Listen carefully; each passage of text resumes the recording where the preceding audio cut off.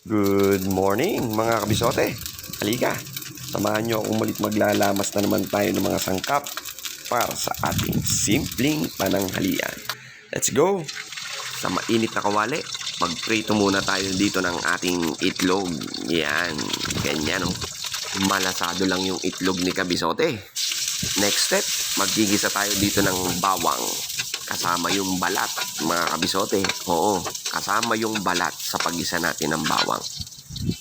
Napakabango ng amoy.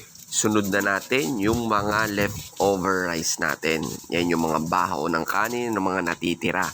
Ilagay ko lang yan sa plastic at nakastore lang sa ref.